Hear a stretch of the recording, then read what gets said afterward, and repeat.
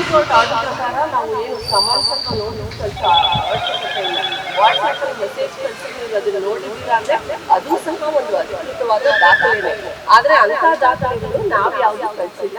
ನಾವು ಏನು ನಮ್ಮ ಸರ್ಕಾರದ ಆದೇಶದ ಪ್ರಕಾರ ಏನು ಕರಪತ್ರಗಳನ್ನ ಹಂಚಬೇಕು ಮತ್ತು ಎಲ್ಲರಿಗೂ ತಾಮ್ರ ಮೂಡಿಸ್ಬೇಕು, ಅದೇ ಥರ ನಾವು ಆಟೋ ಪ್ರಚಾರ ಮಾಡಿದ್ದೀವಿ. ಪ್ರತಿ ಬೀದಿಗಳಲ್ಲೂ ಆಟೋ ಪ್ರಚಾರ ಮಾಡಿದ್ದೀವಿ ಮತ್ತು ಇದು ಮಾಡಿದ್ದೀವಿ.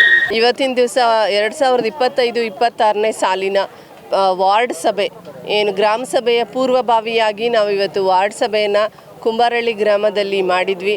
ಅತ್ಯಂತ ಯಶಸ್ವಿಯಾಗಿ ಮತ್ತು ಗ್ರಾಮ ಸಭೆಗೆ ಅರ್ಥಪೂರ್ಣಕವಾಗಿ ನಮಗೆ ಕೋರಂ ಬಂದಿತ್ತು. ಭಾಳ ಸಂತೋಷ ಆಯಿತು. ಅವರು ಎಲ್ಲ ವಿಚಾರಗಳನ್ನು ಚರ್ಚೆ ಮಾಡಿದ್ರು. ಅವ್ರ ಕುಂದುಕೊರತೆಗಳನ್ನ, ಅವ್ರಿಗೇನೆಲ್ಲ ಕಾರ್ಯ ಆಗಬೇಕು, ಮುಂದಿನ ದಿನಗಳಲ್ಲಿ ಯಾವ ರೀತಿ ಕ್ರಿಯಾಯೋಜನೆಗೆ ತಯಾರು ಆಗಬೇಕು ಅಂತ, ಏನು ನಮ್ಮ 73ನೇ ತಿದ್ದುಪಡಿನಲ್ಲಿ ಏನು ವಿಕೇಂದ್ರೀಕರಣ ಏನಿದೆ, ಗ್ರಾಮ ಮಟ್ಟದಲ್ಲಿ ನಮ್ಮ ಕೆಲಸ, ನಮ್ಮ ಸರ್ಕಾರ, ನಮ್ಮ ಮಟ್ಟ, ನಮ್ಮ ಕ್ರಿಯಾಯೋಜನೆನ ನಾವೇ ತಯಾರು ಮಾಡಿ ನಾವೇ ಒಂದು ಅಧಿಕಾರವನ್ನು ಚಲಾಯಿಸುವಂಥ ಒಂದು ಕಾರ್ಯ ಏನಿತ್ತು, ಇವತ್ತು ಸಂವಿಧಾನಿಕವಾಗಿ ಬಂದಿರುವಂಥ ಈ ವಾರ್ಡ್ ಸಭೆಯನ್ನು ಬಹಳ ಅರ್ಥಪೂರ್ಣವಾಗಿ ನಮ್ಮ ಕುಂಬಾರಳ್ಳಿಯ ಜನತೆ ಇವತ್ತು ನಮಗೆ ಇಲ್ಲಿ ಆಚರಿಸೋದಕ್ಕೆ ಮಾಡಿದ್ರು. ಇದರಲ್ಲಿ ಎಲ್ಲ ವಿಚಾರಗಳನ್ನು ನಾವು ಚರ್ಚೆ ಮಾಡಿದ್ದೀವಿ. ಅವರಿಗೆ ಏನೆಲ್ಲ ಮೂಲಭೂತ ಸೌಕರ್ಯಗಳಿರ್ಬೋದು ಮತ್ತು ಅವರಿಗೆ ಕುಂದುಕೊರತೆಗಳೇನಿದೆ ಅಂತ ಚರ್ಚೆ ಮಾಡಿದ್ದೀವಿ.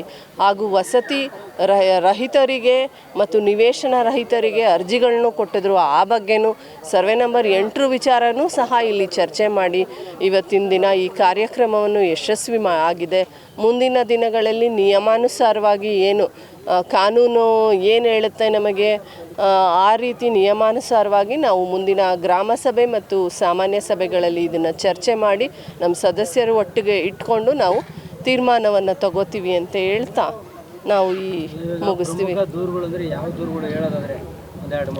ಪ್ರಮುಖವಾಗಿ ಇಲ್ಲಿ ಒಟ್ಟಾರೆ ಇವತ್ತಿನ ದಿವಸ ಬರೀ ಅರ್ಧ ದಿವಸ ನಮಗೆ ನಿವೇಶನದ್ದೇ ಆಯಿತು. ಅದರಲ್ಲಿ ಪರ ವಿರೋಧಗಳ ಸಹ ಕೂಗು ಸಹ ಬಂತು. ಕಾನೂನಾತ್ಮಕವಾಗಿ ಮುಂದಿನ ನಿರ್ಧಾರಗಳನ್ನ ನಾವು ತಗೋತೀವಿ. ಸರ್ವೆ ನಂಬರ್ 8 ಹೈಕೋರ್ಟ್ ಆಗಿದೆ ಪಿಟಿಷನ್. ಅದನ್ನು ಬಿಟ್ಟು ಅದ್ರ ಪರವಾಗಿ ಅದ್ರ ಬಗ್ಗೆ ಕೊಟ್ಟಿದ್ದಾರೆ. ಅಲ್ಲ ಕೊಟ್ಟಿದ್ದಾರೆ ಅದನ್ನು. ಅದ್ರ ಬಗ್ಗೆ ನಾವು ಏನು ಸಲಹೆ ಅದರಲ್ಲಿ ಏನಿದೆ ಅಂತ ನಾವು ಸಾಧಕ ಬಾಧಕಗಳು ಅದು ಏನಿದೆ ಅಂತ ನಾವು ನೋಡ್ತೀವಿ. ಅದರಲ್ಲಿ ಏನಿದೆ ಅಂತ, ಅದರಲ್ಲಿ ಏನಾದರೂ ವಾರ್ಡ್ ಸಭೆಗೆ ಏನಾದರೂ ರೆಸ್ಟ್ರೈನ್ ಮಾಡಿಲ್ವಲ್ಲ, ವಾರ್ಡ್ ಸಭೆ ಮಾಡಬಾರ್ದು ಅಥವಾ ಗ್ರಾಮ ಸಭೆಲ್ಲ ವಿಚಾರ ಚರ್ಚೆ ಮಾಡಬಾರ್ದು ಅನ್ನೋದೇನಿಲ್ವಲ್ಲ. ಸಾರ್ವಜನಿಕ ದೂರುಗಳು, ಸಾರ್ವಜನಿಕ ಅರ್ಜಿಗಳು ಬಂದಾಗ ಅದು ಇಲ್ಲಿ ನಾವು ಚರ್ಚೆ ಮಾಡಿದ್ದೀವಿ ಅಷ್ಟೇ. ಈಗ ಪ್ರೆಸೆಂಟ್ ಸರ್ವೆ ನಂಬರ್ 8 ಇದೆಯಾ ಮೇಡಮ್? ಟೋಟಲ್ ಇದೆಯಾ? ಕೋರ್ಟಲ್ಲಿದೆ ಅಂತ ನಮಗೆ ಸಲ್ಲಿಸಿದ್ದಾರೆ. ಬಟ್ ಪಾಣಿ ಪ್ರಕಾರ ಅದರಲ್ಲಿ ನಮಗೆ ನೀವು ಸ್ಟೇ ಮಾಡಿಸ್ಬೇಕು. ಯಾವುದೇ ಕುಂದುಕೊರತೆ ಅಪ್ಲಿಕೇಶನ್ ಆಗಿಲ್ಲ. ಈ ಥರ ವಾಟ್ಸಪ್ ಬೋಗಸ್ ಬಂದಿದ್ದಕ್ಕೆ ಅದೇ ವಾಟ್ಸಪ್ಪೇ ಆಗಿದೆ. ಅದು ಇದು ಅಧ್ಯಕ್ಷರದ್ದು ಏನಾದರೂ ಕೈವಾಡ ಇದೆ ಅಂತ ಕೇಳ್ತಾ ಇದ್ದಾರೆ. ಅದಕ್ಕೇನು ಗೊತ್ತಾ, ಜನಗಳು ಅದಕ್ಕೆ ಉತ್ತರ ಕೊಡಬೇಕು. ಜನಗಳು ನಾನು ಹೇಳಿದ್ದೀನಿ, ಕುಂಬಾರಳ್ಳಿ ಜನಗಳು ಪ್ರಬುದ್ಧರಿದ್ದಾರೆ. ಕುಂಬಾರಳ್ಳಿ ಜನಗಳಿಗೆ ನಮಗಿಂತ ಹೆಚ್ಚು ತಿಳಿದಿರುವಂಥ ಯುವಕರಿದ್ದಾರೆ. ಈ ಬಗ್ಗೆ ಎಲ್ಲ ಅವರು ಸಹ ಚರ್ಚೆ ಮಾಡ್ತಾರೆ.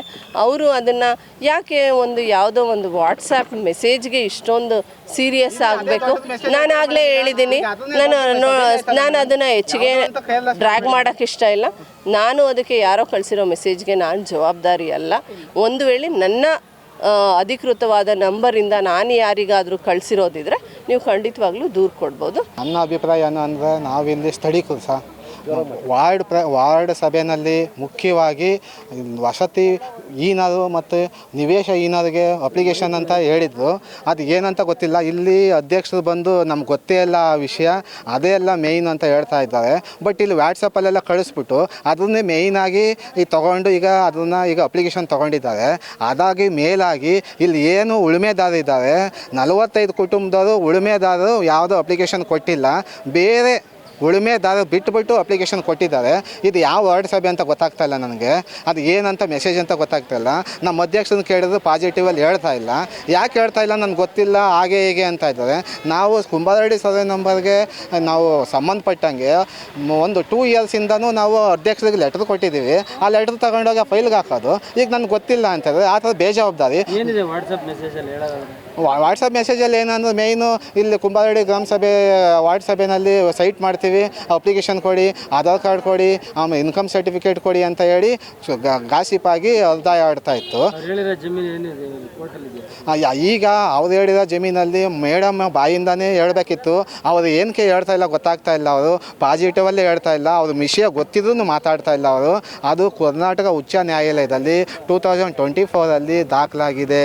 ಅದು ರಾಜೀವ್ ಗಾಂಧಿಗೆ ಇನ್ಸ್ಟ್ರಕ್ಟ್ ಮಾಡಿದ್ದಾರೆ, ಯಾವುದೇ ಕೆಲಸ ಕಾರ್ಯಗಳು ಕಾರ್ಯಚಟುವಟಿಕೆಗಳು ಅಲ್ಲಿ ಮಾಡಬೇಡಿ, ಆಯ್ತಲ್ಲ, ರೈತರಿಗೆ ತೊಂದರೆ ಕೊಡಬೇಡಿ, ದೀನ ದಲಿತರಿಗೆ ತೊಂದರೆ ಕೊಡಬೇಡಿ, ಫಸ್ಟು ಕೋರ್ಟ್ ಕೇಸ್ ಮುಗೀಲಿ, ಏನು ಆದೇಶ ಆಗಿದೆ ಅಂತ ಕೊಟ್ಟಿದ್ದಾರೆ. ಮೇಡಮ್ಗೆ ಪದೇ ಪದೇ ಲಾಸ್ಟ್ ಮಂತಲ್ಲಿ ಹೋಗಿ ಪಂಚಾಯಿತಿಯಲ್ಲಿ ಪ್ರತಿಭಟನೆ ಮಾಡಿದೋ, ಆಮೇಲೆ ಹೋರಾಟ ಮಾಡಿದೋ, ಅವ್ರ ಗಮನಕ್ಕೆ ತಂದೋ ಈ ರೀತಿ ನಿವೇಶನಕ್ಕೆ ಇದು ಮಾಡಬೇಡಿ. ಕುಂಬಾರಳ್ಳಿ ಗ್ರಾಮ ಪಂಚಾಯತಿನಲ್ಲಿ ಸುಮಾರು ಆಗಬೇಕಾಗಿದೆ, ಅದ್ರ ಬಗ್ಗೆ ಗಮನ ಕೊಡಿ ಅಂದರೆ ಮೇಡಮ್ ಫಸ್ಟೇ ಕೊಟ್ಟಿದ್ದೆ. ನೋಡಿ ಸರ್, ನೀವು ನೋಡಿರ್ಬೋದು, ಆ ಪಾಂಪ್ಲೆಟ್ಸ್ ತೊಗೊಳ್ಳಿ. ಆ ಪಾಂಪ್ಲೆಟ್ಸಲ್ಲಿ ಫಸ್ಟ್ ಅಜೆಂಡಾನೇ ವಸತಿಹೀನರು ಫಲಾನುಭವಿಗಳಿಗೆ ಅಂತ ಕೊಟ್ಟಿದ್ದಾರೆ. ಅಲ್ಲಿ ನಮ್ಮೂರಲ್ಲಿ ಯಾರು ವಸತಿಹೀನರು ಇಲ್ಲ, ನಿವೇಶನ ಹೀನರು ಇಲ್ಲ ಸರ್. ಈಗ ಯಾರೆಲ್ಲ ಅಪ್ಲಿಕೇಶನ್ ಕೊಟ್ಟಾರೋ ಅವರೆಲ್ಲ ಔಟ್ಸೈಡವ್ರೆ ಅಂದರೆ ವಸತಿ ಇರೋರೇನೆ, ಮತ್ತು ದೀನ ದಲಿತರು ಯಾರು ಹೆಚ್ಚು ಕಮ್ಮಿ ಇಲ್ಲ.